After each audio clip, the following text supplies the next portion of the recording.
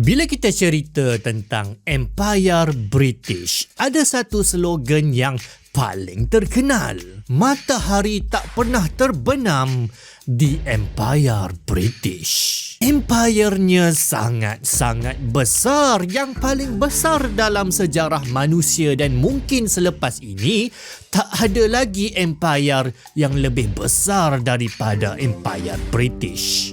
Ia terlampau besar sampaikan kawasan di bawah jajahan takluknya sentiasa ada yang mengalami waktu siang. Tu sebab matahari tak terbenam tu. Pada tahun 1913, 412 juta orang bernaung di bawah taklukannya. Lebih kurang 23% keseluruhan populasi dunia ketika itu. Pada kemuncak kuasanya, Empire British meliputi hampir 1/4 daripada kawasan daratan di planet bumi. Itu satu slogan lah yang sangat-sangat terkenal dikaitkan dengan Empire British. Tapi ada satu lagi slogan. Kalau ada dua ikan yang sedang bergaduh di dalam kolam, ketahuilah sebelumnya ada orang Inggeris yang lalu. Bermakna kalau kita lihat ada konflik, apa-apa saja konflik di zaman moden ini pada masa sekarang, ketahuilah di belakangnya dahulu ada tangan-tangan British. Kerana jika diteliti sejarah, terdapat banyak dosa-dosa terkutuk yang dilakukan oleh Empire British yang berdarah dan bernanah malah membara sampailah sekarang.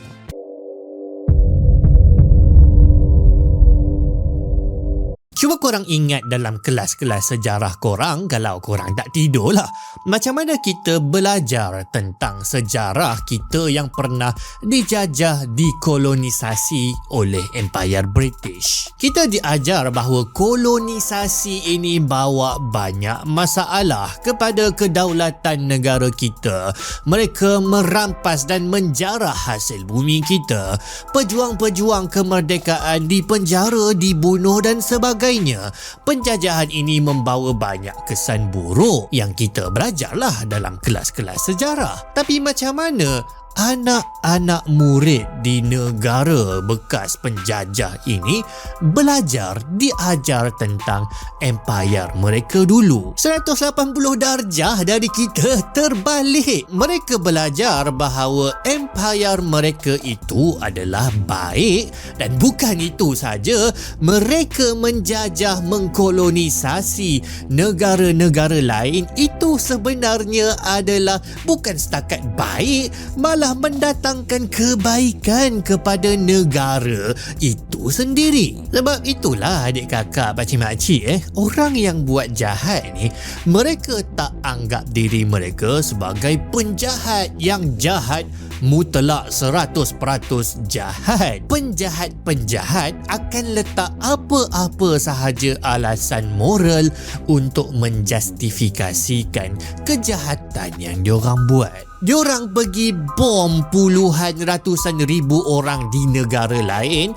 Apa alasan moral yang diorang kata? Diorang kata bahawa itu semata-mata nak mempertahankan diri. Tak masuk akal, membongak, tapi bagi diorang dah cukup lah tu, ada alasan moral. Hang pergi bunuh separuh daripada kehidupan yang ada sebab kau nak kurangkan kesengsaraan disebabkan populasi yang terlampau banyak. Sebaiklah aku tak tengok.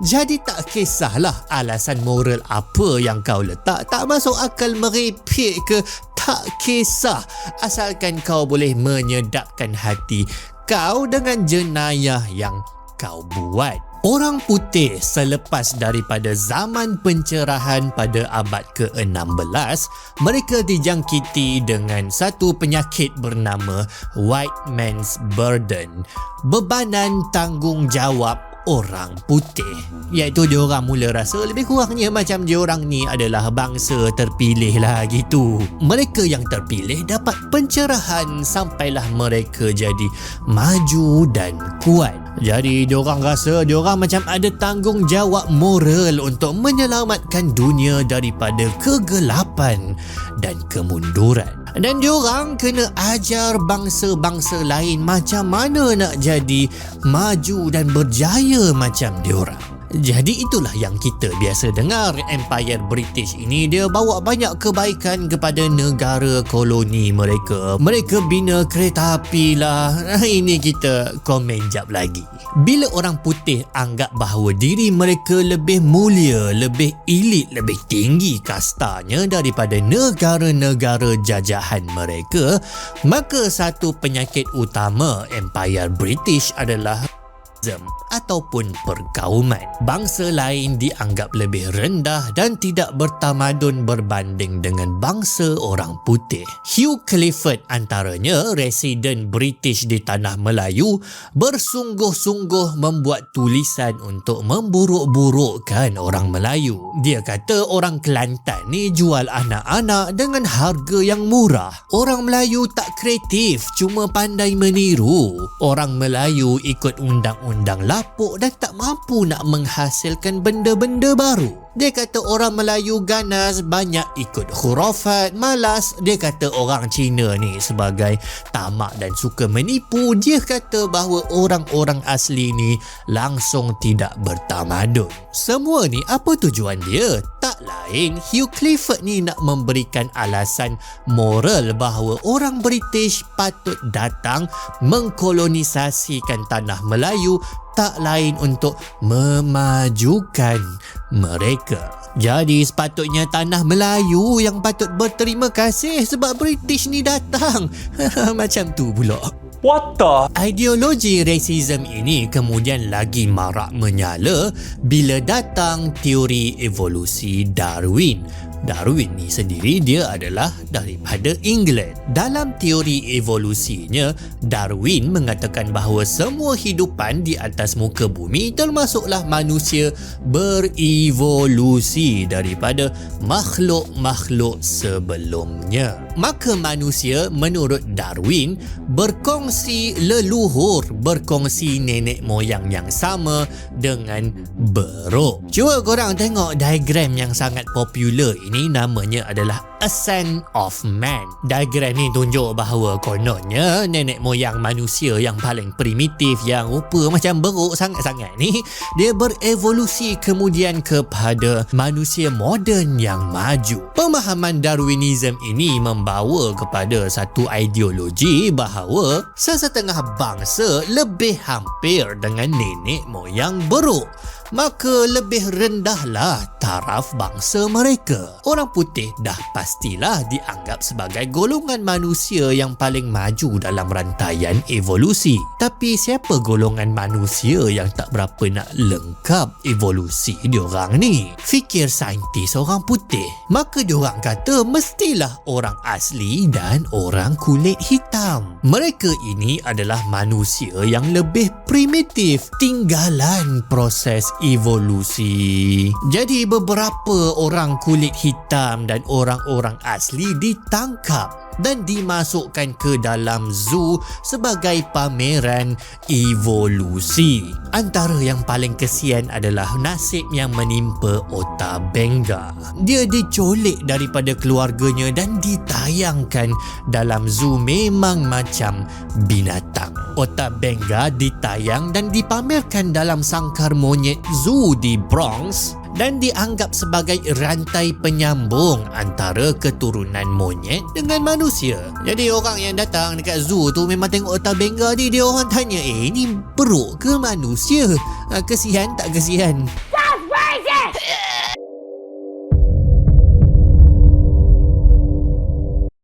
Manifestasi kejahatan rasism perkauman orang putih ni antara yang paling teruk berlaku di Australia. Korang tak pelik ke macam mana Australia yang punya jauh lah daripada Eropah tu boleh penuh dengan orang putih? Dari mana datang orang putih Australia ni?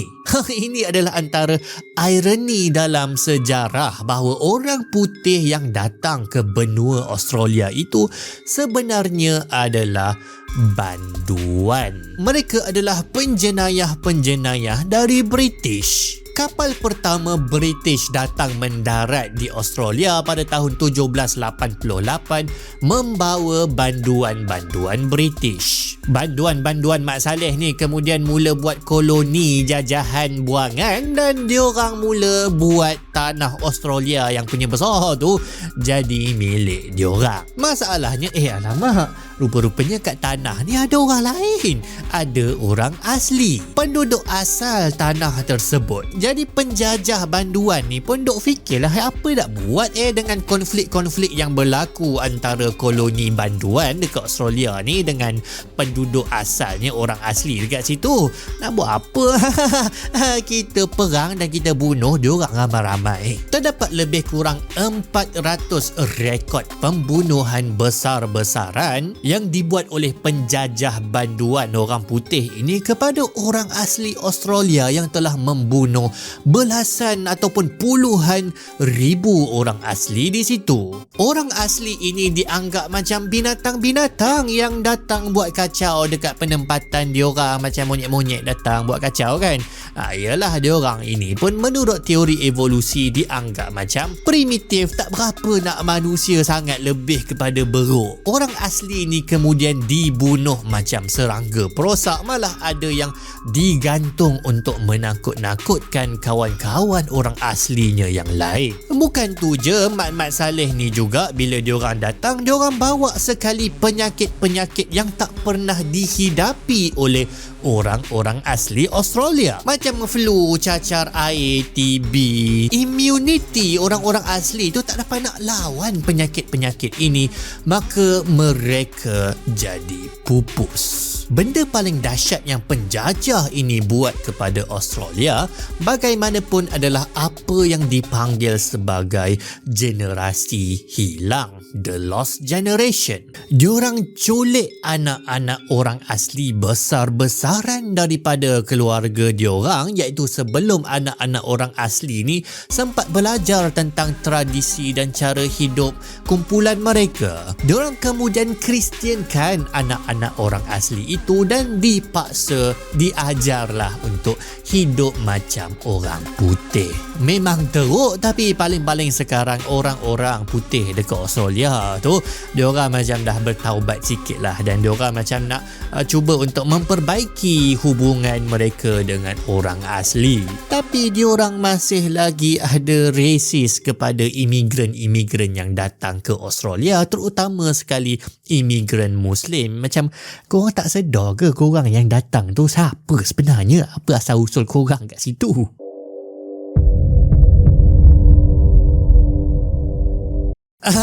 Pecah dan perintah.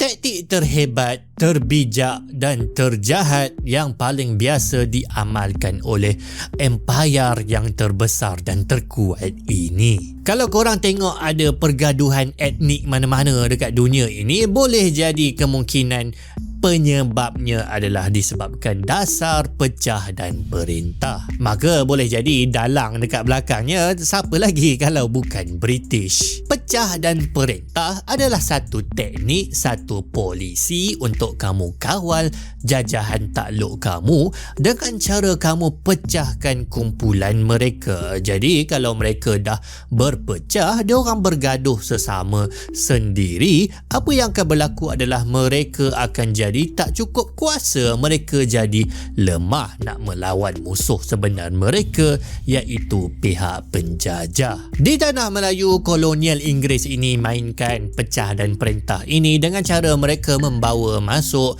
imigran India dan China. Kemudian mereka pisahkan kaum ini dengan pengkelasan yang berbeza-beza. Orang Melayu sebagai penduduk asal dibiarkan untuk duduk di kampung-kampung, bekerja sebagai petani, pesawah ataupun pegawai-pegawai rendah. Orang Cina pula diletakkan bertumpu di kawasan bandar, mereka jalankan perdagangan dan pelombongan. Orang India diletakkan di estet dan ladang-ladang getah untuk berladang. Hasilnya jadilah jurang ekonomi, sosial dan politik yang sangat-sangat besar antara kaum. Maka ini telah menyebabkan beberapa siri titik-titik hitam berdarah, iaitu pertembungan sesama kaum di tanah air kita ini yang kita tak nak berulang. Tapi alhamdulillah, hasil daripada toleransi dan persefahaman antara kaum, kita taklah tengok sampai sekarang berlaku lagi krisis yang sampai menyebabkan darurat, iaitu pertembungan sesama kaum ni kita tak berapa nak nampak lagi dah. Alhamdulillah, kita harapkan benda itu tak akan lagi berlaku selagi mana kita mengamalkan toleransi dan persefahaman antara kita. Tapi di tempat lain yang telah mendapat suntikan virus pecah dan perintah British, keadaannya tidaklah sebaik Malaysia.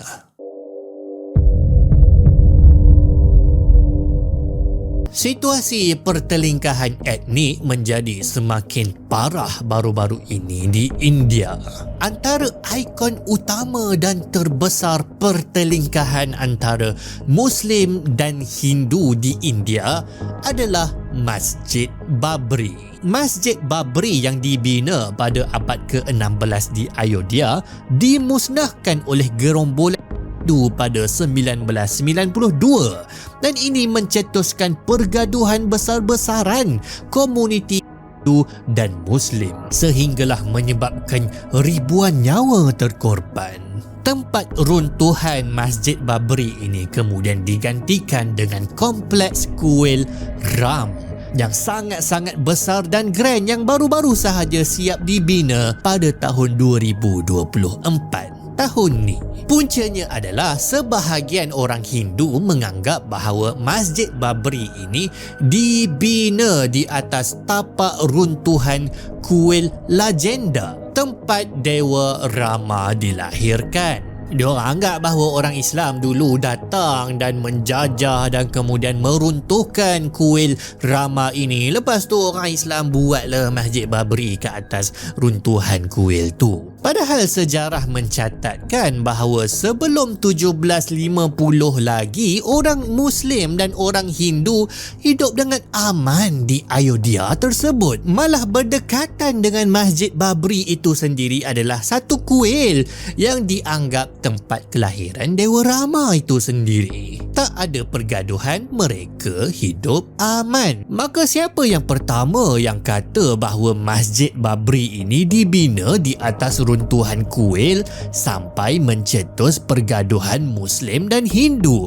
Siapa lagi? British. Montgomery Martin adalah yang pertama menanam bibit kebencian antara Hindu dan Muslim supaya pihak British dapat memerintah dan menjarah hasil bumi India dengan lebih mudah bila masyarakat berpecah. Apatah lagi Muslim di bawah Empayar Mughal adalah pihak yang berkuasa tentera, sedangkan Hindu pula adalah majoriti. Maka British fikir, ini bagus.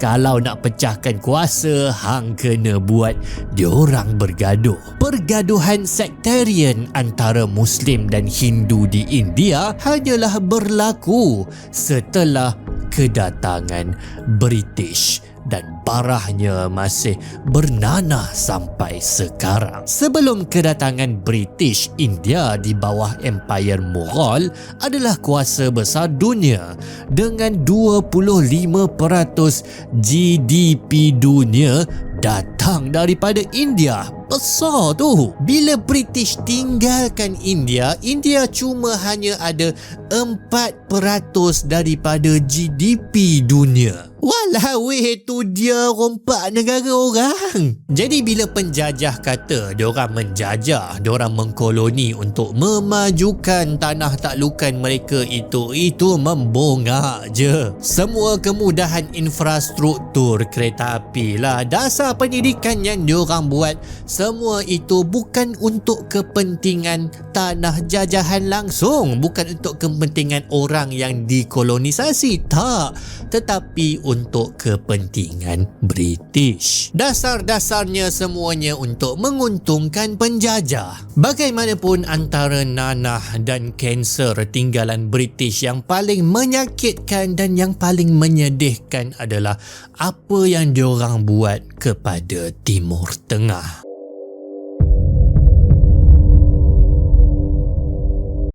Dalam video sebelum ini saya ada jelaskan macam mana Khilafah Uthmaniyah boleh jatuh dan dah pasti British mainkan peranan yang sangat penting. Tapi kisah besarnya lagi mengguris hati daripada tu. Di hujung nyawa Khilafah Uthmaniyah, tanah Arab mula memberontak dan mereka nak keluar daripada Khilafah Uthmaniyah. Lalu Arab pun buat keputusan untuk berpakat dengan British untuk membantu mereka keluar daripada Khilafah, membantu mereka mendapatkan kemerdekaan dan membantu mereka untuk jadi khalifah setelah Khilafah Uthmaniyah tumbang. Ya, sangat-sangat sedih. Maka Britain pun setuju orang Arab dengan hang tolong kita orang jatuhkan Khilafah Uthmaniyah.